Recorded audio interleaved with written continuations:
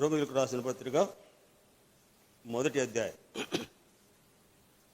రోమీయులకు రాసిన పత్రిక మొదటి అధ్యాయం 1 నుండి 7 వరకు అందరం కలిసి చదువుతాం. యేసుక్రీస్తు దాసుడును అపోస్తలుడుగా ఉండుటకు పిలువబడిన వాడును దేవుని స్వార్థ నిమిత్తము ప్రత్యేకింపబడిన వాడునైన పౌలు, రోమాలో ఉన్న దేవుని ప్రియులందరికీ అనగా పరిశుద్ధులుగా ఉండుటకు పిలువబడిన వారికి శుభమని చెప్పి వ్రాయనది మన తండ్రి అయిన దేవుని నుండి ప్రభు అయిన యేసుక్రీస్తు నుండి కృపా సమాధానం మీకు కలుగునుగాక. దేవుడు తన కుమారుడును మన ప్రభు అయిన యేసుక్రీస్తు విషయమై ఆ స్వార్థను పరిశుద్ధ లేఖనములందు తన ప్రవక్తల ద్వారా ముందు వాగ్దానం చేసెను. యేసుక్రీస్తు శరీరమును బట్టి దావీదు సంతానముగాను మృతులలో నుండి పునరుత్థానుడైనందున పరిశుద్ధమైన ఆత్మను బట్టి దేవుని కుమారుడుగాను ప్రభావముతో నిరూపింపబడెను. ఈయన నామము నిమిత్తము సమస్త జనులు విశ్వాసమునకు విధేయులగునట్లు ఈయన ద్వారా మేము కృప అపోస్తలత్వం పొందితిమి. మీరును వారిలో ఉన్నవారై యేసుక్రీస్తు వారిగా ఉండుటకు పిలువబడి ఉన్నారు. ఇలా ఈ చదువుబడిన వాక్య భాగంలో యేసుక్రీస్తు వారిగా ఉండుటకు మీరు పిలువబడితిరి. ఐగుప్తులో ఉన్నటువంటి ఇజ్రాయెల్ ప్రజలందరూ కనాను దేశం యొక్క వారసులుగా లేక వాగ్దానం పొందిన నిమిత్తమై వారు పిలువబడినట్లుగా చూస్తాం. అయితే పిలువబడినటువంటి వారు కనాను దేశంలో స్వతంత్రించుకొని లేకపోయినట్లుగా చూస్తాం. దావీదు గ్రంథమైన బైబిల్లో వ్రాయబడినటువంటి మాటలు యోహాను సువార్త 1వ అధ్యాయం 12వ వచనంలో తన నామమును ఎందరు అంగీకరించిరో వారికి అందరికీ దేవుని కుమారులగుటకు ఆయన అధికారము అనుగ్రహించెను. తర్వాత మత్తయి సువార్త 5వ అధ్యాయం 9వ వచనంలో సమాధాన పరుచువారు ధన్యులు, వారు దేవుని కుమారులు అనబడుదురు అని రాయబడి ఉంది. తర్వాత రోమపత్రిక 8వ అధ్యాయం 14వ వచనంలో దేవుని ఆత్మచేత ఎందరూ నడిపించబడుదురో వారందరూ దేవుని కుమారులై ఉందురు. కాబట్టి వీళ్ళు ఇక్కడ యేసుక్రీస్తు వారిగా ఉండుటకు పిలువబడితిరి. పిలువబడినటువంటి వారు యేసుక్రీస్తు వారిగా ఉండకుండా లోక సంబంధమైనటువంటి విషయాల్లో లేక ఈ లోక అధికారి అయినటువంటి ఆధీనంలో ఉండి యేసుక్రీస్తు వారమని చెప్పుకున్నటువంటి ప్రజలను లోకంలో చూస్తాం.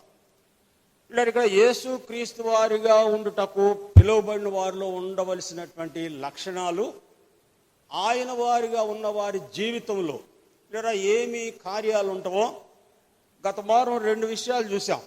మొదటిది ఏమిటంటే అపోస్తలుల కార్యములు 11వ అధ్యాయం 26వ వచనంలో అంతియొక్క పట్టణంలో మొట్టమొదట శిష్యులు క్రైస్తవులు అనబడిరి అని రాయబడి ఉన్నది.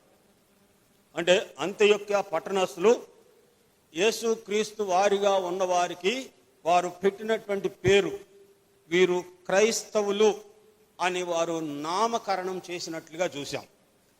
ఇక క్రైస్తవుడు అవడం అంటే అంత సామాన్యమైన కాదు.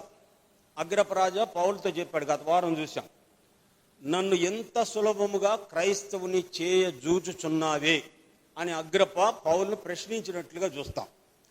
ఆ తర్వాత పేతురు రాసిన మొదటి పత్రికలో ఎవడైనా క్రైస్తవుడైనందుకు బాధ అనుభవించిన ఎడల అతడు ఆ నామమును బట్టియే దేవుణ్ణి మహిమపరచవలెను అని రాయబడం. కాబట్టి ఇక్కడ మొదటిగా క్రీస్తు వారుగా ఉన్నవారు ఒక ప్రత్యేకమైనటువంటి జీవితం కలిగినటువంటి వారు, వారినే అంతియొక్క పట్టణస్థులు క్రైస్తవులు అని అన్నారు. తర్వాత రెండవదిగా మనం చూసింది ఏమిటంటే కొరింథీయులకు రాసిన మొదటి పత్రిక 7వ అధ్యాయం 15వ వచనంలో మీరు సమాధానముగా ఉండుటకు పిలువబడితిరి. యేసుక్రీస్తు వారిగా ఉన్నటువంటి వారు వీళ్ళరా అందరితో సమాధానము కలిగి ఉన్నట్లుగా చూస్తాం. ఆ 7వ అధ్యాయంలో ఒక భర్త భార్యను ఉద్దేశిస్తూ పౌలు ఈ మాటను వెల్లడించాడు, మీరు సమాధానముగా ఉండుటకు పిలువబడితిరి.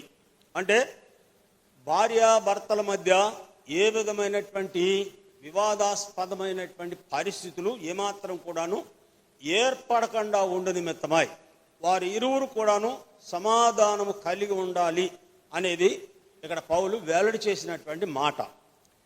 పిల్లల మనుషునికి సమాధానం ఎట్లాగా అనుగ్రహించబడుతుంది అంటే యోబు గ్రంథం 22వ అధ్యాయం 21వ వచనంలో చూసాం. ఆయనతో సహవాసం చేసిన ఎడల నీకు సమాధానము కలుగును అని రాయబడి ఉన్నది. దేవునితో సహవాసం చేయుట ద్వారా మనుషులకు సమాధానం అనుగ్రహించబడుతుంది. ఆయనతో సహవాసం చేసినటువంటి వాడు వెలుగులో నడిచేటువంటి జీవితం కలిగినటువంటి వారు అని చెప్పబడింది. యోహాను రాసిన మొదటి పత్రిక 1వ అధ్యాయం 7వ వచనంలో వ్రాయబడిన ప్రకారం ఆయన వెలుగులో ఉన్న ప్రకారము మనము ఆ వెలుగులో నడిచిన ఎడల అన్యోన్య సహవాసం గలవారమై యుందుము అని రాయబడింది. ఆయన వెలుగులో నడుస్తూ మనుషులు చీకటిలో నడిచినటువంటి జీవిత అనుభవం కలిగి ఉన్నటువంటి వారి జీవితంలో ఏ విధమైనటువంటి సమాధానకరమైనటువంటి స్థితి లేనటువంటి జీవితాన్ని మనుషుడు కలిగి ఉంటాడు. అంటే వారి జీవితంలో ఎదురయ్యేటువంటి ప్రతి విధమైనటువంటి పరిస్థితుల ప్రభావం చూసినప్పుడు హృదయ కలవరం, ఆందోళన, మనసులో నెమ్మది లేనటువంటి జీవితాలు మనుషులు జీవిస్తున్నట్లుగా చూసాం. ఆ విషయం అపోస్తలుడైన పౌలు ఫిలిప్పీ పత్రిక 4వ అధ్యాయం 6-7 వచనాల్లో యేసు క్రీస్తు వారిగా ఉన్నటువంటి వారు పిల్లరా ఏ విషయంలో కూడాను చింతపడరు. ఒకవేళ చింతపడినా సరే వారి మనవులన్నీ కూడాను కృతజ్ఞతాపూర్వకంగా దేవునికి తెలియజేస్తారు.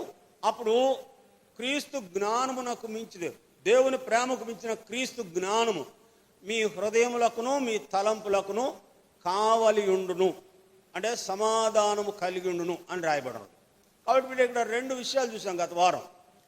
ఆయన వారిగా ఉండుటకు పిలువబడిన వారి జీవితంలో ఒక ప్రత్యేకమైనటువంటి స్థితి వారు కలిగి ఉంటారు. 2 వారి జీవితంలో నిత్యము సమాధానము కలిగినటువంటి జీవితం కలిగి ఉంటారు. ఇక్కడ 3వదిగా చూస్తాను చూడండి. రోమిలకు రాసిన పత్రిక 8వ అధ్యాయం, రోమపత్రిక 8వ అధ్యాయం 28వ వచనం గమనించండి.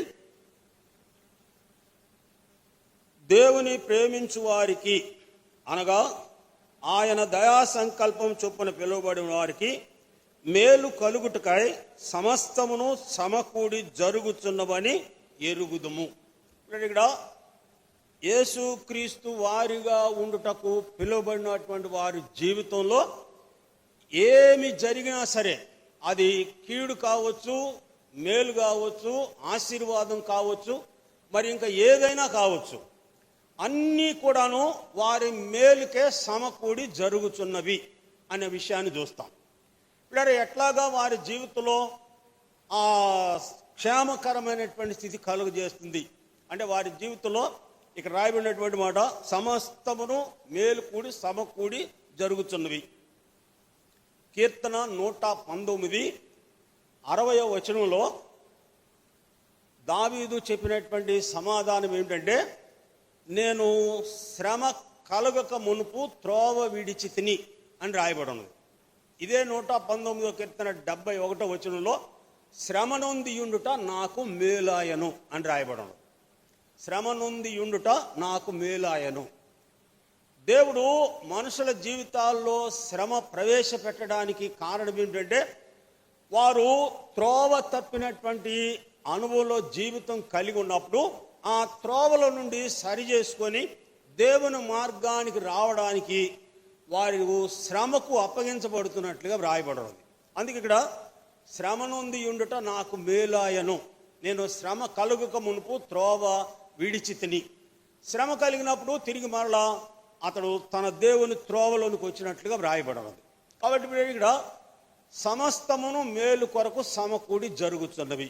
ఇలా ఈ వాక్య భాగానికి యోబు యొక్క జీవితాన్ని అన్వయింప చేస్తే యోబు జీవితంలో అంత భయంకరమైనటువంటి పరిస్థితి ఏర్పడడానికి అంటే ఒక్క దినమందే సమస్తమును కోల్పోవడానికి, తన సంతానాన్ని కానివ్వండి, ఆస్తిని కానివ్వండి, లేక పనివారిని కానివ్వండి, సమస్తమును కూడాను ఒక్క దినములోనే యోబు రిక్తుడైపోయినట్లుగా వ్రాయబడి ఉన్నది. పిల్లరా, దీనికి కారణం ఏమిటి? యోబు జీవితంలో కలిగినటువంటి మేలు. ఆయన ప్రేమించు వారికి, దయా సంకల్పం చొప్పున పిలువబడిన వారికి సమస్తము మేలు కలిగి సమకూడి జరుగుతున్నవాడిని ఎరుగుదుము. ఇక్కడ ఏమిటి యోబు జీవితంలో కలిగే మేలు ఏమిటంటే, దేవుడు సమస్తము ఎరిగినటువంటి వాడు అని రాయబడి ఉన్నది. యోహాను సువార్త 2వ అధ్యాయం 24వ వచనంలో ఆయన ప్రతి మనిషిని హృదయాంతరంగం ఎరిగిన వాడు, మనుషులను గురించి ఆయనకు సాక్ష్యం ఇవ్వవలసిన అవసరం లేదు అని రాయబడి ఉంది. మనుషుని యొక్క హృదయాన్ని ఎరిగినటువంటి వాడు. కాబట్టి యోబు హృదయం ఎట్లాంటిది అనేది దేవుడు ఎరిగినటువంటి వాడై, యోబు యొక్క జీవితంలో ఉన్నటువంటి ఆ లోటుపాట్లను దేవుడు తీసివేయ నిమిత్తమై దేవుడు యోబును ఆ శ్రమకు అప్పగించాడు. మీరు యోబు గ్రంథంలో కొన్ని మాటలు చదివినట్లయితే చూడండి. యోబు గ్రంథం 31వ అధ్యాయం 16 నుండి 22 వరకు నేను నా అనే మాట 11 సార్లు రాయబడి ఉన్నది. ఆ తర్వాత ఇదే యోబు గ్రంథం 29వ అధ్యాయం 7 నుండి 15 వచనాల వరకు నేను నా అనే మాట 13 సార్లు రాయబడి ఉన్నది. ఈ 2 అధ్యాయాల్లో కలిపి 24 సార్లు నేను నా అనే పదాన్ని యోబు ఉపయోగించినట్లుగా చూస్తాం. ఇక్కడ ఈ పదం వాడే విషయంలో, నేను నా అనే మాట వాడే విషయంలో యోబు ప్రజలందరికీ ఎట్లా ఉన్నాడో 2 మాటలు చదవండి, మనకు అర్థమవుతుంది. యోబు గ్రంథం 29వ అధ్యాయం, యోబు గ్రంథం 29వ అధ్యాయం 17వ వచనం కొన్ని మాటలు చూస్తాం. యోబు గ్రంథం 29వ అధ్యాయం 17వ వచనం నుండి, దుర్మార్గుల దవడ పళ్ళు ఓడగొట్టి తిని, వారి పళ్ళలో నుండి దోపుడు సొమ్ము లాగివేసి తిని, అప్పుడు నేను ఇట్లా అనుకుంటుని, నా గూటి యొద్దనే నేను చచ్చేదను, హంస వలె నేను దీర్ఘాయుషు గలవాడును. ఆ తర్వాత ఈ పై వచనం 2 మాటలు చదువుతాం.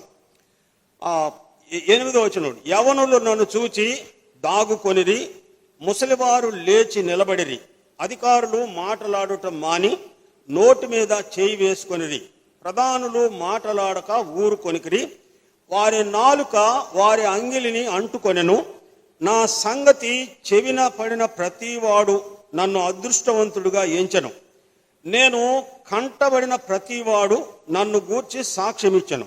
ఎలా అనగా, నేను మొరపెట్టిన దీనులను, తండ్రి లేని వారిని, సహాయము లేనటువంటి వారిని నేను విడిచి పంపించలేదు, నశించుటకు సిద్ధమయ్యున్న వారి దీవెన నా మీదికి వచ్చెను, విధవరాండ్ర హృదయమును సంతోషపెట్టి తిని, నేను నీతిని వస్త్రముగా ధరించి తిని, కాబట్టి ఇంటిని గనుక అది నన్ను ధరించెను, నా న్యాయ ప్రవర్తన నా వస్త్రమునకు పాగా ఆయను, గుడ్డివారికి నేను కనునైతిని, కుంటివారికి పాదమునైతిని, దరిద్రులకు తండ్రిగా ఉంటిని, ఎరుగని వారి వ్యాజ్యమము నేను శ్రద్ధగా విచారించి తిని. ఈ చదివినటువంటి వాక్య భాగం అంతట్లో యోబు తన యొక్క జీవితాన్ని వివరిస్తూ, ఇంకో మాట చెప్పాలంటే ఈ యోబులోనే మరొక యోబు ఉన్నట్లుగా చూస్తాం. నేను అనేటువంటి స్వయం ఇక్కడ యోబులో ఈ అధ్యాయంలో ఉన్నట్లుగా చూస్తాం. పిల్లరా, ఇదే అనుభవం ఇంతకుముందు చెప్పినటువంటి అధ్యాయం కూడాను ఇదే మాటలు యోబు వాడినట్లుగా చూస్తాం. యోబులో ఇంకొక వ్యక్తి ఉన్నాడు అనడానికి రుజువు ఏంటంటే 42వ అధ్యాయం చూడండి. యోబు గ్రంథం 42వ అధ్యాయం. అప్పుడు మొదటి వచనం తీసుకుంటుంది. ఇప్పుడు ఈ మాట గమనించండి. జ్ఞానము లేని మాటల చేత ఆలోచనను నిరర్ధకము చేయు వీడెవడు, అలాగున వివేచన లేనివాడనైన నేను ఏమియూ నెరుగక నా బుద్ధికి మించిన సంగతులను గూర్చి మాటలాడితిని. అంటే ఇక్కడ జ్ఞానము లేని మాటల చేత ఆలోచనను నిరర్ధకము చేయు వీడెవడు అంటే యోబులో ఎవరున్నారంటే నేను అనేటువంటి అహం ఉన్నట్లుగా చూస్తాం. ఇప్పుడు ఇక్కడ తనలో ఇది ఉన్నట్లుగా ఎవరు గుర్తించారు అంటే ఒక దేవుడే గుర్తించినట్లుగా చూస్తాం. చూడండి, ఇదే యోబు గ్రంథం 32వ అధ్యాయం యోబు గ్రంథం 32వ అధ్యాయం మొదటి వచనం. యోబు తన దృష్టి యందు తాను నీతిమంతుడై ఉన్నాడని ఆ ముగ్గురు మనుషులు తెలుసుకొని అతనికి ప్రత్యుత్తరము చెప్పుట మానివేసిరి. వారు ఎప్పుడైతే 32వ అధ్యాయం వరకు యోబు ముగ్గురు స్నేహితులు యోబుతో వాదించారు, యోబు యొక్క జీవితం అట్లా కావడానికి కారణం ఏమిటి అనే విషయంలో, ఒకవేళ నీ పిల్లలు ఏదైనా చేసి ఉండవచ్చు, లేక నీవే ఏదైనా దేవుని తప్పు చేసి ఉండవచ్చు, ఇట్లాగా రకరకాలుగా మాట్లాడారు ముగ్గురు. అయితే ఈ 32వ అధ్యాయం వచ్చేటప్పటికి ఇక తానే నీతిమంతుడై ఉన్నాడు అని తెలుసుకున్న తర్వాత ఇక వాడు మాట్లాడడం మానివేశాడు. ఆ తర్వాత ఎలీహు కలుగు చేసుకొని 3 అధ్యాయాల్లో యోబుతో కూడా వాదించినట్లుగా వ్రాయబడను.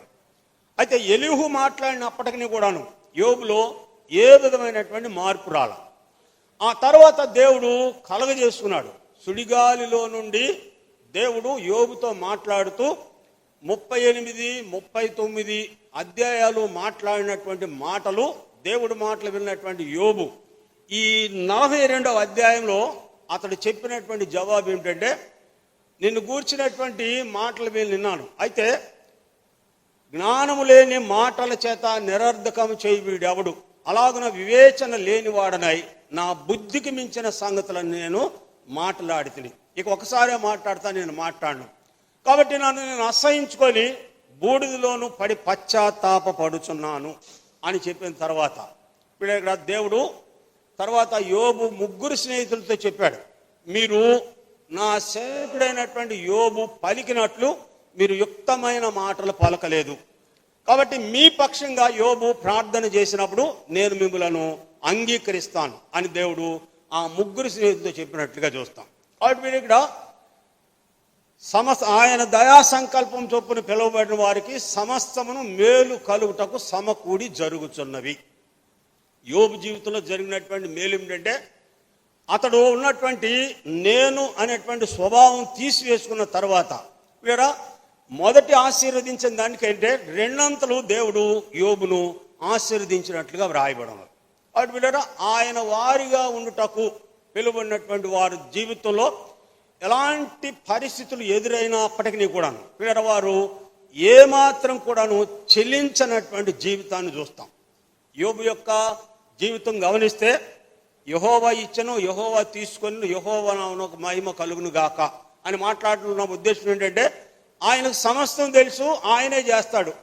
ఆయన ఈ జీవితంలో ఎందుకు ఆ కార్యం చేశాడో ఆఖరిగా దేవుడు కలగ చేసుకొని మాట్లాడి కొన్ని ప్రశ్నలు వేసినటువంటి ప్రశ్నలకు యోబు జవాబు చెప్పలేనటువంటి పరిస్థితిలో ఉన్న తర్వాత ఇక్కడ యోబు అన్నాడు, నా బుద్ధికి మించిన సంగతులు నేను మాట్లాడుతుని, ఇక నేను ఒకసారి మాట్లాడతాను, ఇక నేను రెండవసారి నోరెత్తను, కాబట్టి నేను పశ్చాత్తాపడి బూడిదలోను పడి నేను పశ్చాత్తాపడుతున్నాను అని చెప్పినట్లుగా చూస్తాం. కాబట్టి వీళ్ళ యేసు క్రీస్తు వారిగా ఉండుటకు పిలువబడిన వారి జీవితంలో ఏవి జరిగినా సరే అది వారి మేలుకే అనేది వాక్య సత్యమై ఉన్నట్లుగా చూస్తాం.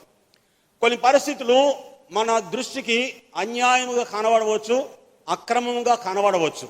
అయితే వాటి వెనుకున్నటువంటి పరిస్థితి ఒక సమయం వచ్చేటప్పటికి బయలుపరచబడుతుంది. బయలుపరచబడిన తరువాత ఆ కార్యం ఎందుకు దేవుడు అనుమతించాడో జరిగించాడో అనేది అప్పుడు అర్థమవుద్ది. అప్పటి వరకు కూడాను మనుషులు, ఇప్పుడు యోబు ఉన్నాడు, ఎప్పటి వరకు తాను అట్లాగా వాదించాడు అని అంటే దేవుడు కలగజేసుకొని మాట్లాడినటువంటి ఆ సమయం వరకు యోబు అట్లాగే ఉన్నాడు. దేవుడు ఎప్పుడైతే మాట్లాడాడో యోబు తన యొక్క స్థితిని గ్రహించి తనను తాను దేవునికి అప్పగించుకున్నట్లుగా చూస్తాం. కాబట్టి ఇక్కడ మూడవదిగా యేసు క్రీస్తు వారిగా ఉండుటకు పిలువబడినటువంటి వారి జీవితంలో ఏది జరిగినా సరే అది వారి మేలుకే జరిగిస్తాడు. 4వదిగా చూస్తాను చూడండి, ఎఫెసీ పత్రిక 4వ అధ్యాయం. ఎఫెసీ పత్రిక 4వ అధ్యాయం 4వ వచనం. ఎఫెసీ పత్రిక 4వ అధ్యాయం 4వ వచనం. శరీరం ఒక్కటే, ఆత్మ ఒక్కటే, ఆ ప్రకారమే మీ పిలుపు విషయమైన నిరీక్షణ ఒక్కటే. ఇక్కడ 4వదిగా కనబడినప్పుడు చూసినప్పుడు ఒకే నిరీక్షణ కలిగి ఉండడానికి వారు దేవునితో పిలువబడినట్లుగా చూస్తాం.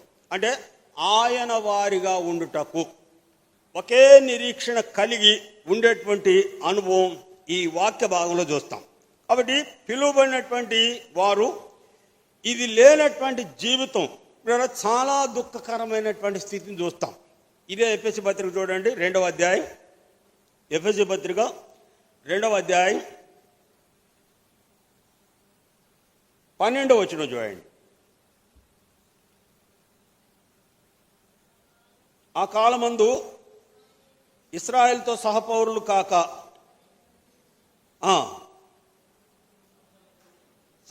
కాక వాగ్దాన నిబంధన లేని పరజనులను, నిరీక్షణ లేని వారును, లోకమందు దేవుడు లేని వారునయుండి క్రీస్తుకు దూరస్తులై ఉన్నారని మీరు జ్ఞాపకం చేసుకోరడి. నిరీక్షణ లేనటువంటి వారి యొక్క జీవితం లేదా దుఃఖకరమైనటువంటి పరిస్థితులు వారు ఎదుర్కొన్నట్లుగా వ్రాయబడడం.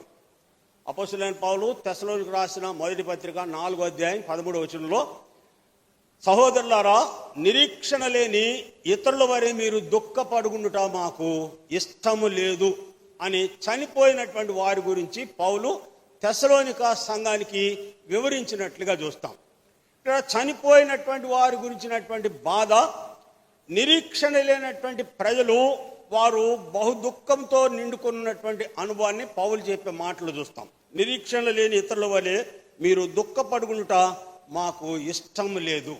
అంటే క్రీస్తుగా ఉన్నటువంటి వారికి వీడ ఒక నిరీక్షణ ఉన్నది. ఏమిటేనంటే కీర్తన 42:5వ వచనంలో కోరాహు కుమారులు వారి ప్రాణంతో చెప్పుకున్నటువంటి మాట, నా ప్రాణమా నీవేళ నాలో తొందర చేస్తున్నావు, నీవు దేవుని యందు నిరీక్షణ ఉంచుము, ఆయనే నా రక్షకుడు, నేను ఆయన నమ్ముకొని ఉన్నాను, నీవు దేవుని యందు నిరీక్షణ ఉంచుము అని కోరాహు కుమారులు తన ప్రాణముతో చెప్పినటువంటి మాట చూస్తాం. అంటే అర్థమేంటి?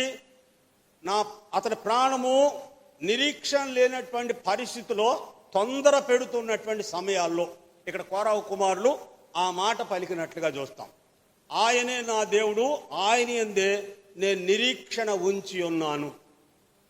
ఈ విషయమై కీర్తనాకారుడైన దావీదు కూడాను 27వ కీర్తన ఆఖరి వచనంలో, సజీవుల దేశంలో యెహోవా దయ పొందునన్న నమ్మకం నాకు లేని ఎడల నేను ఏమవుదును అని దావీదు కూడా చెప్పినట్లుగా చూస్తాం. సజీవులు ఉన్నటువంటి దేశంలో నేను యెహోవా దయ పొందునన్న నమ్మకం నాకు లేని ఎడల నేను ఏమవుదును అంటే 23వ కీర్తన ఆఖరిలో 6వ వచనంలో, ఇది మొదలుకొని కృపాక్షేమములే నా వెంట వచ్చును, నేను చిరకాలము యెహోవా మందిరంలో నివాసము చేసేదను. ఇవన్నీ కూడాను నిరీక్షణకు సంబంధించినటువంటి మాటలు అయి ఉన్నట్లుగా చూస్తాం.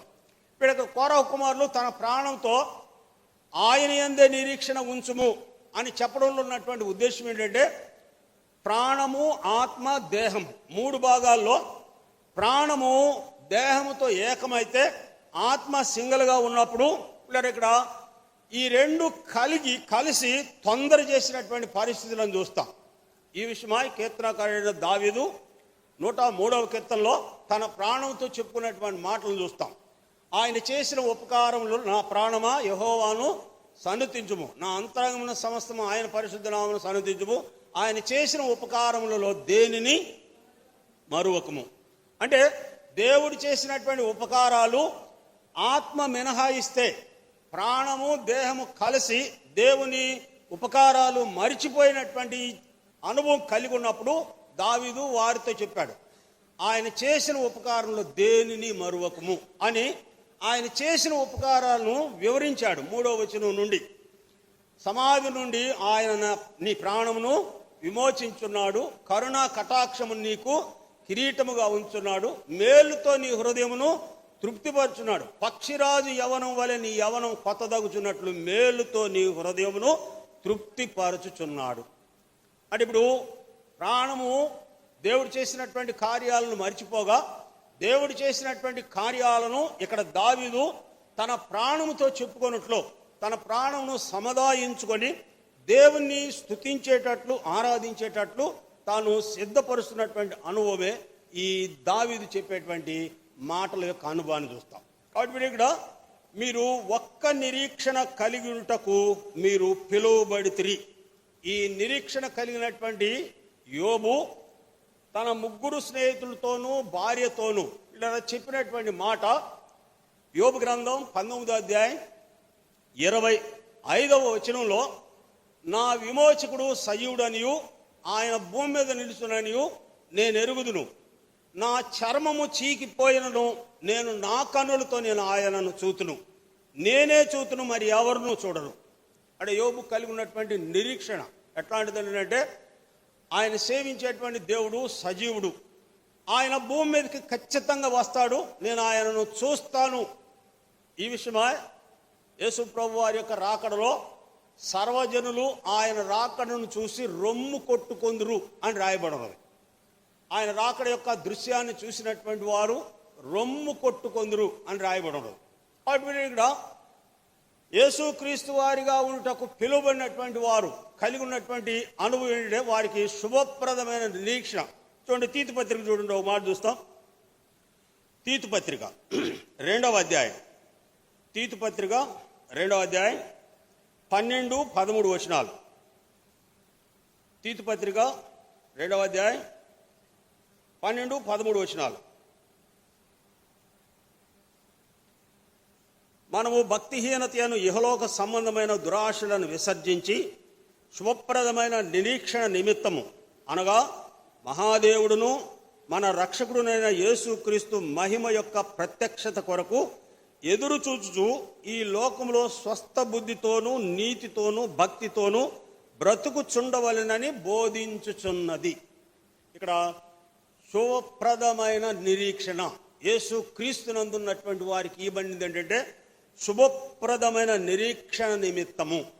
అంటే యేసుక్రీస్తు వారుగా ఉన్నటువంటి వారు ఎట్లా ఉంటారో 13వ వచనంలో చెప్పబడినటువంటి మాట, ఆయన మహిమ యొక్క ప్రత్యక్ష కొరకు ఈ లోకంలో స్వస్థ బుద్ధితోను 2 నీతితోను 3 భక్తితోను బ్రతుకుచుండవలనని మనకు బోధించుచున్నది.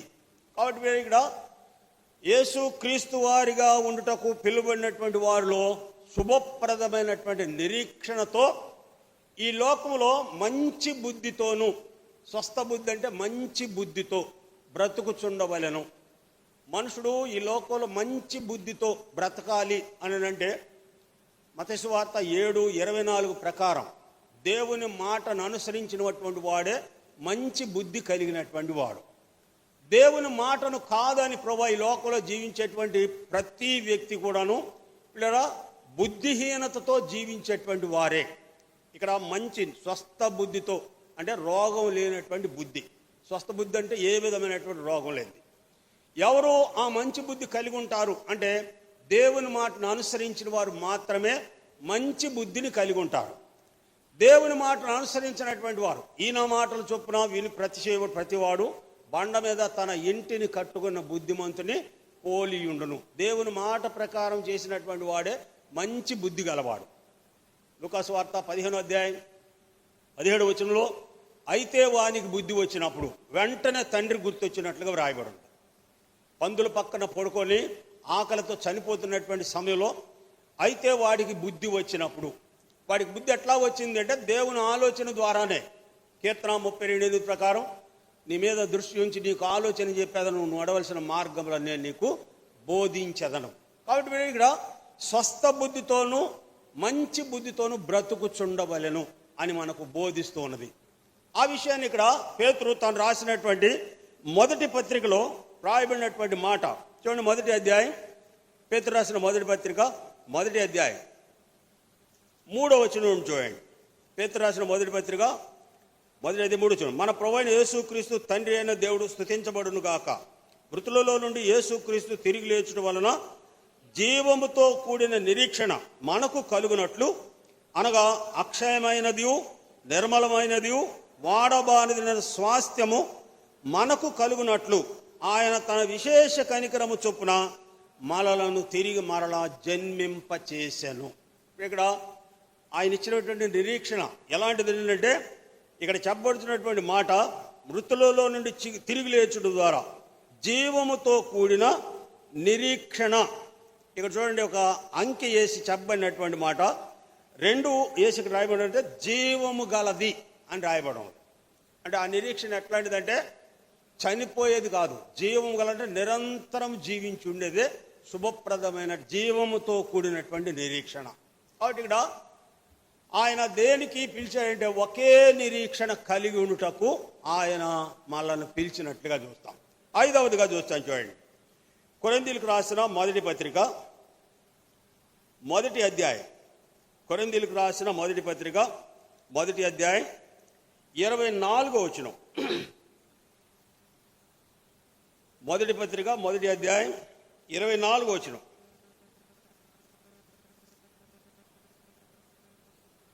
ఆయన యూదులకు ఆటంకముగాను అన్యజనులకు వెర్రితనముగా ఉన్నాడు గాని యూదులకేమి గ్రీస్ దేశస్థులకేమి పిలువబడిన వారికేమో క్రీస్తు దేవుని శక్తియు దేవుని జ్ఞానమునై ఉన్నాడు. క్రీస్తు పిలువబడిన వారికి ఎట్లా ఉన్నాడంటే దేవుని జ్ఞానమునై ఉన్నాడు. దేవుని జ్ఞానము కలిగినటువంటి వ్యక్తి. దేవుని జ్ఞానానికి లోక జ్ఞానానికి మనుషుని జ్ఞానానికి ఉన్నటువంటి తేడా. సామెతలు 8వ అధ్యాయం 5వ వచనంలో జ్ఞానము లేని వారులారా జ్ఞానం ఎట్టిదైనది తెలుసుకొనుడి అని రాయబడినాడు. జ్ఞానం లేని వారులారా అని ఎందుకు అనవలసి వచ్చిందంటే ప్రసంగి గ్రంథం 7వ అధ్యాయంలో నరులో హృదయమందు జ్ఞానం ఉన్నది కానీ అది దేవుని క్రియలను తెలుసుకొనుటకు అది చాలదు అని రాయబడి ఉన్నది. నరులో జ్ఞానం ఉన్నది, అయితే దేవుని క్రియలను పరిశీలించి తెలుసుకోవడానికి అది చాలదు అని రాయబడి ఉన్నది. ఇక్కడ లోక జ్ఞానం ఎట్లాంటిదంటే లోకము తన జ్ఞానము చేత దేవునిని ఎరుగకుండినందున అని రాయబడి ఉంది. లోక జ్ఞానం దేవునిని ఎరుగినటువంటి స్థితిలోనే ఉన్నట్లుగా రాయబడి ఉంది. కాబట్టి పిల్లలు ఈ రెండు జ్ఞానాలు ఎలాంటివి అంటే యాకోబు పత్రిక 3వ అధ్యాయం 15వ వచనంలో ఈ రెండు జ్ఞానాల గురించి వివరించబడింది. అయితే ఈ జ్ఞానము పరసంబంధమైనది కాక భూ సంబంధమైనది, ప్రకృతి సంబంధమైనది, దయ్యముల జ్ఞానం వంటిదై ఉన్నది అని రాయబడి ఉన్నది. ఈ లోక జ్ఞానం ఎట్లాంటిది అంటే భూ సంబంధమైనది, ప్రకృతి సంబంధమైనది, దయ్యముల జ్ఞానం వంటిదై ఉన్నది అని రాయబడి ఉన్నది. ఇలా దయ్యముల జ్ఞానము కలిగినటువంటి వ్యక్తి ఎట్లా ఉంటాడనంటే యోహాను సువార్త 8వ అధ్యాయం 44వ వచనంలో యేసు ప్రభు వారు యూదులను శాస్త్రుల పరిచయాలను ఉద్దేశించి పలికినటువంటి మాట, మీరు మీ తండ్రి యగు అపవాది సంబంధులు, వాడు ఆది నుండి సత్యమందు నిలిచిన వాడు కాడు, వాడు అబద్ధికుడును అబద్ధమునకు జనకుడునై ఉన్నాడు. ఈ లోక జ్ఞానం అనుసరించేటువంటి దగ్గర వినరా ఆ మాట చదవండి. యాకోబు పత్రిక 3వ అధ్యాయం. యాకోబు పత్రిక 3వ అధ్యాయం 15వ వచనం.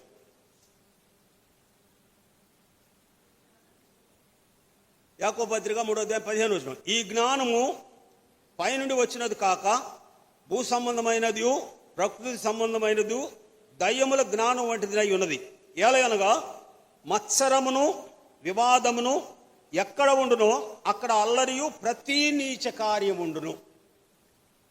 ఈ లోక జ్ఞానము దయ్యముల జ్ఞానము కలిగినటువంటి వ్యక్తి ఎట్లా ఉంటాడంటే మత్సరము అంటే అర్థం ఏంటంటే మార్క్స్ వార్త 7వ అధ్యాయంలో మత్సరము అంటే చెడు కండ్లు అని రాయబడినది.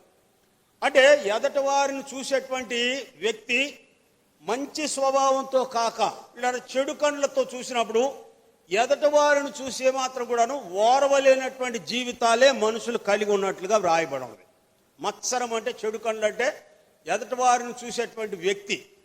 ఈ జ్ఞానం కలిగినటువంటి వ్యక్తి చేసే పని ఏంటంటే అల్లరి ప్రతి నీచ కార్యం చేస్తాడు. అంటే అతను చేసే కార్యాలకు ఒక హద్దు కానీ ఒక క్రమం కానీ ఏముండదు. అతడు ప్రతి నీచ కార్యం జరిగించును అని రాయబడి. ఇప్పుడు ఇక్కడ పైనుండి వచ్చి జ్ఞానం ఎట్లాంటిదంటే 7 విషయాలు రాయబడినట్లుగా చూస్తాం. 17వ వచనం చూడండి. అయితే పైనుండి వచ్చే జ్ఞానము మొట్టమొదట పవిత్రమైనది, తర్వాత సమాధానకరమైనది, 3 మృదువుగా లోబడినది, సులభంగా లోబడినది, కనికరముతోనూ మంచి ఫలములతోనూ నిండుకొనినది, పక్షపాతమైన వేషధారణ లేనిదినై ఉన్నది, నీతి ఫలము సమాధానము చేయువారికి సమాధానము విత్తబడును. ఎవరికంటే దేవుని జ్ఞానం పొందినటువంటి వానికి. ఇక్కడ దేవుని జ్ఞానం పొందినటువంటి వ్యక్తికి లోకంలో కలిగేటువంటి ఘనత ఎట్లాంటిది ఏంటంటే సొలొమోనుకు ఆ ఘనత కలిగినట్లుగా వ్రాయబడి ఉంది. 2వ దినవృత్తాంతాల గ్రంథం 9వ అధ్యాయంలో దేవుడు సొలొమోను హృదయమందుంచినటువంటి జ్ఞానవాక్కులను వినుటకై భూరాజులందరూ చూడగోరెను అని రాయబడి ఉంది. 1 రాజుల గ్రంథం 3వ అధ్యాయంలో దేవుడు ఆ సొలొమోను హృదయమందు జ్ఞానవాక్కులు ఉంచినటువంటి లోకవాసులందరూ చూడగోరెను అని రాయబడి ఉన్నది. అంటే దేవుని యొక్క జ్ఞానము మనుషుని జీవితంలో కలుగు చేసేటువంటి ఘనత ఎట్లాంటిది ఏంటంటే అందరిలో కూడాను మంచి పేరు ప్రతిష్ట ఉన్నటువంటి అనుభవమే దేవుని జ్ఞానం కలిగినటువంటి అనుభవంగా చూస్తాం. 1 రాజుల గ్రంథం 3వ అధ్యాయం 28వ వచనంలో సొలొమోను దైవ జ్ఞానం పొందాడని ఇజ్రాయెల్ ప్రజలు చూసి బహుగా భయపడినట్లుగా వ్రాయబడి సొలొమోను తీర్చినటువంటి తీర్పు దేవుని జ్ఞానం అనుసరించి తీర్పు తీర్చాడని ప్రజలు సొలొమోనుకు భయపడి సొలొమోను యొక్క రాజ్య పాలనలో వారు క్షేమంగా జీవించినట్లుగా ఈ వాక్య భాగంలో చూస్తాం. కాబట్టి మీరు ఇక్కడ 4వదిగా గమనించినప్పుడు 5వదిగా పిలువబడిన వారికి యేసు ప్రభు మొదటిదిగా దేవుని శక్తి అని రాయబడి ఉన్నది. అదే ఈ మొదటి కొరింథీ 1వ అధ్యాయం 18వ వచనంలో సిలువను గురించిన వార్త నశించుతున్న వారికి వెర్రితనము గాని రక్షించబడుతున్నటువంటి వారికి దేవుని శక్తి అని రాయబడి ఉంది. అంటే రక్షించబడినటువంటి వ్యక్తులకు దేవుని శక్తి ప్రభువైన యేసుక్రీస్తు వారు. ఆ తర్వాత 2వదిగా చెప్పబడినది దేవుని జ్ఞానమునై ఉన్నాడు. యేసుక్రీస్తును కలిగినటువంటి వ్యక్తి, వెంబడించేటువంటి వ్యక్తి జ్ఞానము కలిగి జీవించినటువంటి జీవిత అనుభవం అపోస్తులుగా పంపబడినటువంటి వారి జీవితంలో వారు ప్రత్యక్షంగా అనుభవించినట్లుగా దేవుని వాక్య భాగంలో చూస్తాం. కాబట్టి మీరు ఇక్కడ యేసుక్రీస్తు వారిగా ఉండుటకు మీరు పిలువబడితిరి. దేవుని జ్ఞానము పొందినటువంటి వ్యక్తి దేవుని యొక్క పరిచయ నిమిత్తము కానీ లేక సమాజంలో వారికి కలిగినటువంటి పేరు ప్రఖ్యాతులు. అపోస్తుల కార్యములు 6వ అధ్యాయం, అపోస్తుల కార్యములు 6వ అధ్యాయం 10వ వచనం గమనించండి. అపోస్తుల కార్యములు 6వ అధ్యాయం 10వ వచనం 6:10 మాట్లాడుట 9వ వచనం చూడండి. అప్పుడు లిబిర్తేరియా నుండి సమూహంలోను, కురేనీయులు సమూహంలోను, అలెగ్జాంద్రుల సమూహంలోను, కిలికియా నుండి, ఆసియా నుండి వచ్చినటువంటి వారు కొందరు వచ్చి స్తెఫెనుతో తర్కించిరి గాని మాట్లాడుట యందు అతడు అగుపరిచిన జ్ఞానమును అతడిని ప్రేరేపించిన ఆత్మను వారు ఎదిరింపలేకపోయిరి. మాట్లాడుట యందు అతడు అగుపరిచినటువంటి జ్ఞానం ఎలాంటిది ఏంటంటే ఇక్కడ 4-5 రకాలైనటువంటి మనుషులు ఒకేసారి కలిసి స్తెఫెనుతో వాదించినప్పటికీ కూడా లేదా దేవుని ఆత్మను వారు ఎదిరించలేకపోయిరి అని రాయబడి. కాబట్టి ఇక్కడ దేవుడు యేసు ప్రభు ఆయన పిలువబడినటువంటి వారికి ఆయన శక్తిమంతుడుగాను, రెండవది వారికి జ్ఞానమై ఉన్నట్లుగా ఈ వాక్య భాగంలో చూస్తాం. ఆ తర్వాత చూస్తాం 6వదిగా చూస్తాం చూడండి. తిమోతికి రాసిన మొదటి పత్రిక 6వ అధ్యాయం. తిమోతికి రాసిన మొదటి పత్రిక 6వ అధ్యాయం 12వ వచనం. విశ్వాస సంబంధమైన మంచి పోరాడము, నిత్యజీవం చేపట్టము, దాన్ని పొందుటకు నీవు పిలువబడి అనేక సాక్షుల ఎదుట మంచి ఒప్పుకొంటివి.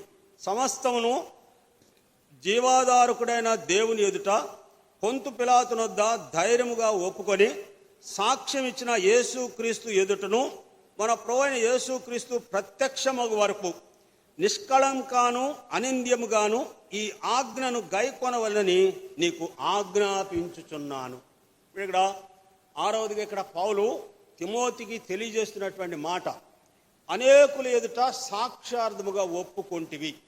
నీవు దేవుని సాక్షిగా ఉండుటకు నువ్వు పిలువబడినటువంటి వారు మంచి ఒప్పుకొని సాక్షార్థమై జీవించేటువంటి జీవితాన్ని చూస్తాం.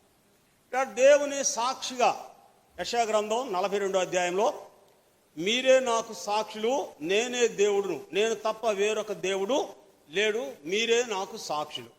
ఈ లోకంలో దేవుని అపొస్తలుల కార్యం 1వ అధ్యాయం 8వ వచనంలో యేసు ప్రభు వారు ఆరోహణం అయ్యేటప్పుడు బూదిగంతముల వరకు నాకు సాక్షులయ్యుందురు అని రాయబడి ఉంది. ఆది అపొస్తలులుగా ఉన్నటువంటి వారు అపొస్తలుల కార్యములు 5వ అధ్యాయం నుండి మీరు జీవాధిపతిని సిలువ వేసి చంపితిరి, ఇందుకు మేము సాక్షులము అనే మాట 4 పర్యాయాలు రాయబడి ఉంది. అపొస్తలుల కార్యంలో 4 పర్యాయాలు రాయబడి ఉంది. మేము సాక్షులము, దేవుడు లేపెను, దానికి మేము సాక్షులము, ఆయన మొదటగా మాకు కనబడెను, దానికి మేము సాక్షులము. కాబట్టి వీరరా, దేవుడు పిలిచినటువంటి వారు దేవునికి సాక్షులుగా ఉండాలి. దేవుడు కూడాను అబ్రహామును పిలిచిన తర్వాత పిల్లరా మరొకరితో ఎవరితో మాట్లాడినప్పటికీ కూడా దేవుడు చెప్పినటువంటి మాట, నేను అబ్రహాము దేవుడను.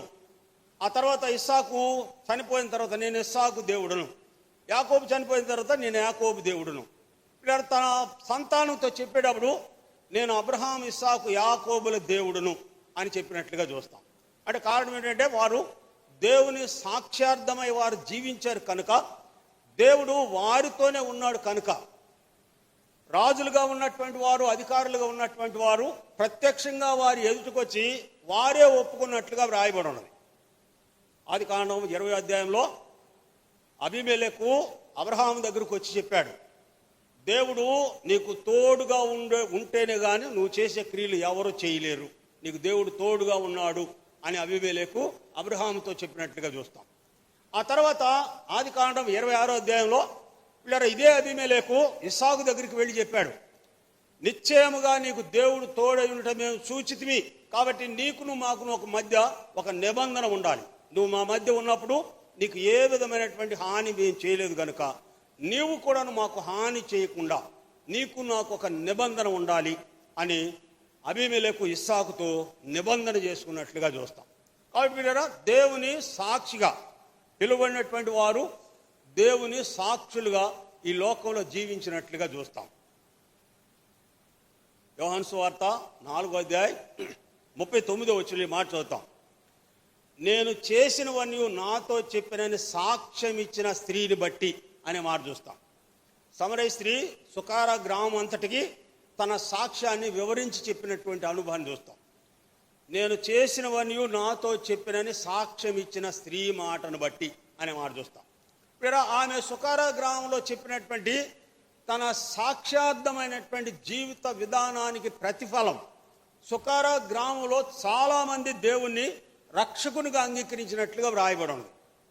ఆ స్త్రీ తన కొండ విడిచిపెట్టి వెళ్ళి నేను చేసినవని నాతో చెప్పి నేను మెస్సీ కాడ మీరు వచ్చి చూడండి అనేటప్పుడు వారందరూ కూడా ప్రభు దగ్గరికి వచ్చి ప్రభుతో మాట్లాడిన తర్వాత 2 దినాలు వారి దగ్గర ఉండడానికి ఆయన తీసుకొని సుకార గ్రామానికి వెళ్ళారు.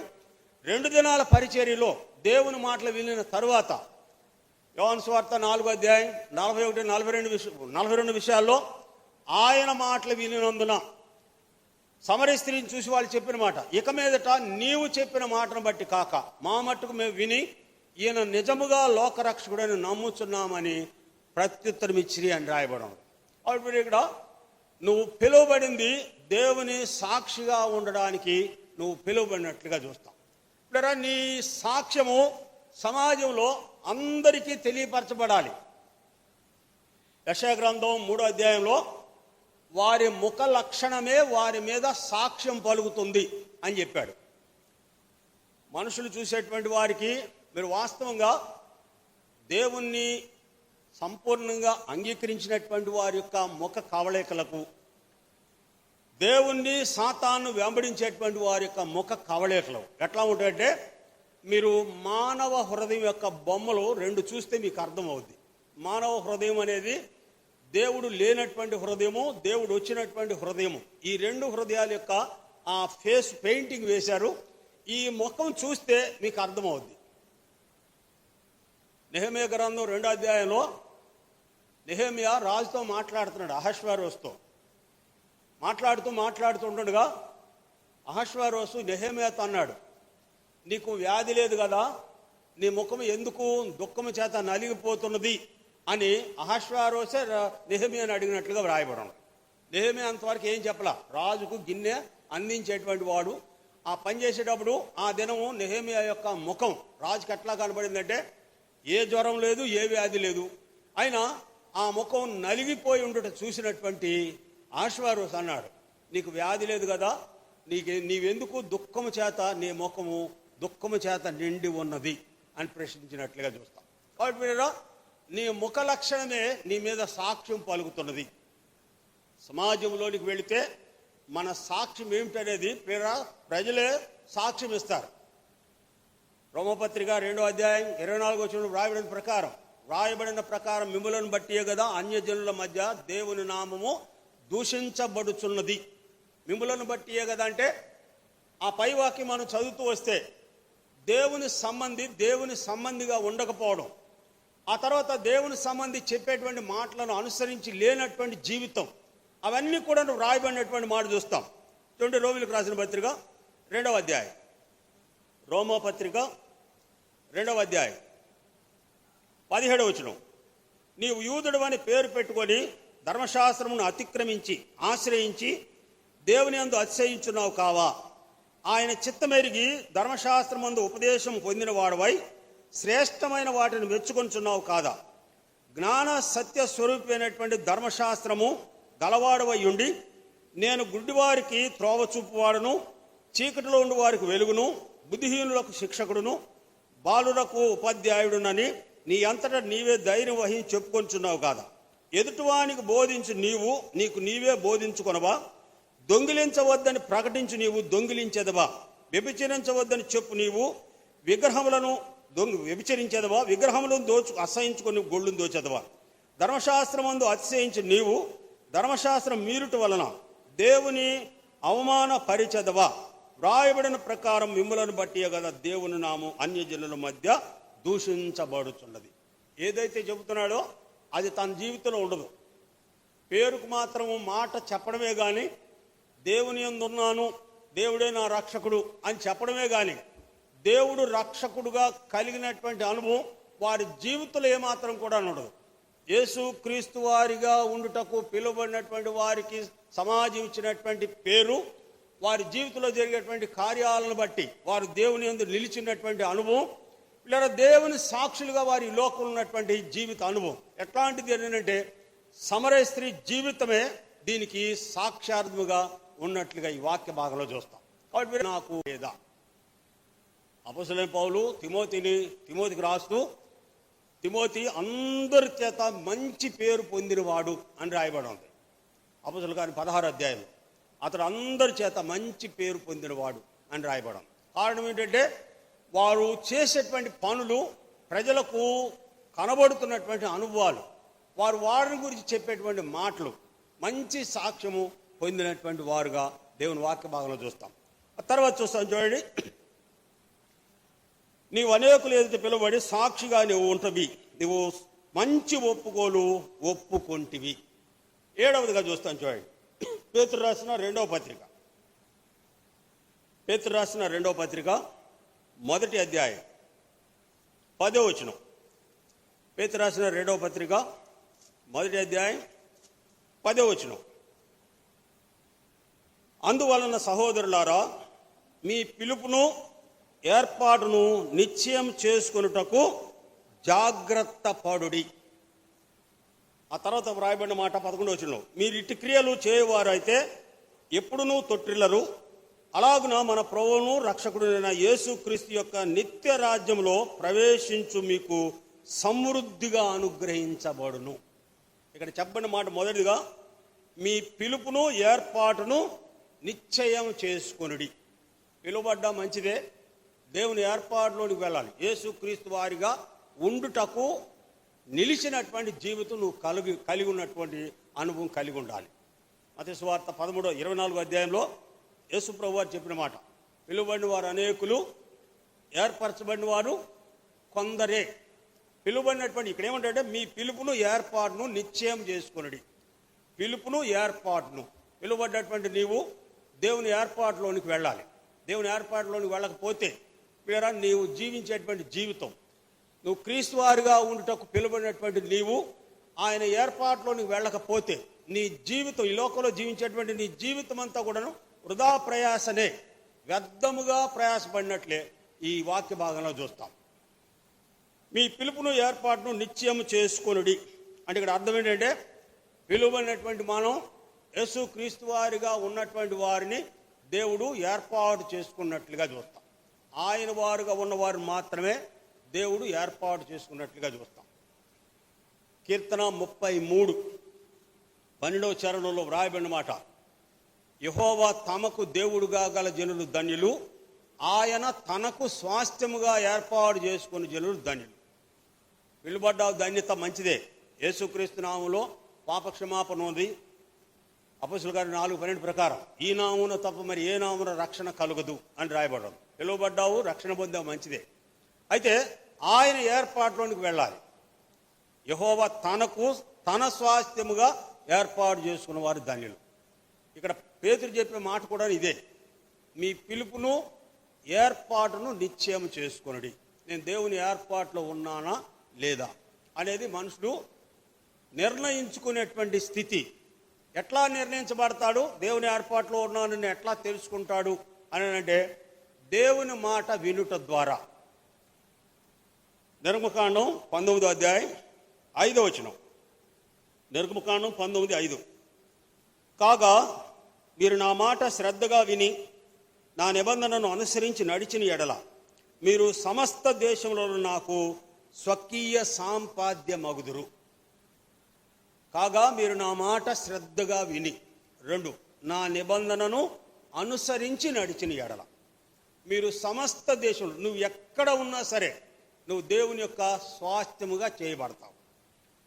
ఇక్కడ మాట వినే విషయంలోనూ నిబంధనను అనుసరించి నడిచేటువంటి విషయంలో, మాట వినే విషయంలో గమనిస్తే దేవుని మాట విన్నటువంటి ప్రజలు అరుదుగా ఉన్నట్లుగా చూస్తాం. ఐగుప్తు నుంచి బయలుదేరినటువంటి ఇజ్రాయేల్ ప్రజల్లో లక్షల సంఖ్యలో బయటకు వచ్చినటువంటి వారిలో 2 మాత్రమే కానాన్లోని ప్రవేశించారు. ఆ తర్వాత ఈ 40 సంవత్సరాల కాలంలో వారికి పుట్టినటువంటి పిల్లలు కానాన్ దేశంలోనికి వెళ్ళారు. కానీ ఇక్కడ ఐగుప్తు నుంచి వచ్చినటువంటి వారు ఎవరూ కూడాను కానాన్ దేశంలోనికి వెళ్ళలేదు. కారణం ఏమిటంటే, దేవుడు మాట్లాడినప్పుడు ప్రతి సమయంలో వారు మాట విన్నంత వరకే దేవునికి భయపడినటువంటి అనుభవం కలిగి ఉన్నట్లుగా చూస్తాం. ఆ తర్వాత వారి జీవితం ఎట్లా ఉన్నది అని అంటే, తిరిగి మరలా కుక్క తోక వంకర ఎట్లా అవుతుందో వారి జీవితం కూడా అట్లాగే అయిపోయినట్లుగా చూస్తాం. ఆయన శిక్షించినప్పుడేమో దేవుణ్ణి బ్రతిమలాడుకున్నారు. వారు శిక్షించబడ్డప్పుడు బ్రతిమలాడుకుని విడిపించబడిన తర్వాత తిరిగి మరలా అదే పని చేశారు. న్యాయాధిపతుల కాలంలో 7, 8, 9, 10 అధ్యాయాల్లో దాదాపు 5, 6, 7 సార్లు వారి శిక్షకు అప్పగించబడినట్లుగా వ్రాయబడి ఉంది. 10వ అధ్యాయంలోనే 18 సంవత్సరాల కాలం ఫిలిస్తీన్లు ఇజ్రాయెల్ను చితక కొట్టి అణిచివేసిరి అని రాయబడి ఉంది. కాబట్టి మీరు ఇక్కడ దేవుని మాట వినే విషయంలో వారు తప్పిపోయినట్లుగా చూస్తాం.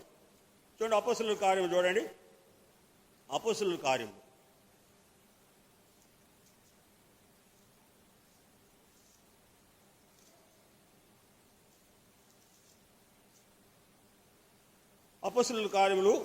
7వ అధ్యాయం 53వ వచనం. దేవదూతల ద్వారా నియమించబడిన ధర్మశాస్త్రమును మీరు పొందితిరి గాని దానిని గైకొనలేదని చెప్పాను. ఇక్కడ స్టెఫెను ఇజ్రాయేల్ ప్రజలతో మాట్లాడుతూ చెప్పినటువంటి మాట. ఆ పైన ఉన్నాడు 51వ వచనంలో, ముష్కరులారా, హృదయమును చెవులను దేవుని వాక్యమునకు లోబరచనొల్లని వారులారా అంటూ ఇక్కడ 53వ వచనంలో దేవదూతల ద్వారా నియమింపబడిన ధర్మశాస్త్రమును మీరు పొందితిరి గాని దానిని గైకొనలేదు. ఇక్కడ దేవుని వారిగా ఉండుటకు పిలువబడినటువంటి వారు పిలుపును ఏర్పాటును నిశ్చయపరుచుకునేటువంటి అనుభవం, ఇక్కడ గైకొనేటువంటి అనుభవాన్ని ఈ వాక్య భాగంలో చూస్తాం. అందుకే ప్రకటన గ్రంథం 1వ అధ్యాయం 3వ వచనంలో ఈ ధర్మశాస్త్ర వాక్యములను, ఈ ప్రవచన వాక్యములను వినువాడును చదువువాడును వాటిని గైకొని వాడు ధన్యుడు. ప్రకటన 22:6లో ఈ ప్రవచన వాక్యములు సత్యములున్నయ్యును, ఈ త్వరలో సంభవింపబోవున ఆయన తన ప్రవక్తలకు తెలియపరిచను అని రాయబడవు. వాటి మీద చదవడం, వినడం ఇవి ప్రాముఖ్యం కాదు, కానీ గైకొనడం మనుషుని జీవితానికి క్షేమాన్ని కలుగజేస్తున్నట్లుగా చూస్తాం. ఇజ్రాయెల్ ప్రజలు దేవుని ధర్మశాస్త్రం అయితే పొందారు, కానీ ఆ ధర్మశాస్త్రం ఉన్నటువంటి మాటలను వారు ఏమాత్రం కూడా అనుసరించినటువంటి వారు కాదు. అందుకే ఇక్కడ 19వ అధ్యాయంలోనే, నిర్గమకాండం 19వ అధ్యాయంలోనే దేవుడు ఈ మాట చెప్పడంలో, మీరు నా మాట శ్రద్ధగా విని నా నిబంధనను అనుసరించి నడిచిన ఎడల మీరు సమస్త దేశంలో నాకు స్వకీయ సాంపాద్యమగుదురు. దేవుని మాట వినే విషయంలో పిల్లరా, ఆది నుండి కూడాను మనుషుని యొక్క వైఖరి ఎట్లా ఉన్నదని అంటే, దేవుని మాటలు విని విడిచిపెట్టేటువంటి అనుభవంలోనే మనుషుడు జీవించాడు, కానీ విన్నటువంటి మాటలను గైకొన్నటువంటి వాడు కాడు. విత్తబాన్ని గురించినటువంటి ఉపమాన భావంలో 3 రకాలైనటువంటి మనుషులు కూడాను తీసివేయబడినట్లుగా వ్రాయబడడం. ఇప్పుడు ఇక్కడ 4వ వ్యక్తి ఎవడంటే, లూకాసు వార్త 8వ అధ్యాయం 18వ వచనంలో రాయబడినటువంటి మాట చూడండి. లూకాసు వార్త 8వ అధ్యాయం 15వ వచనం.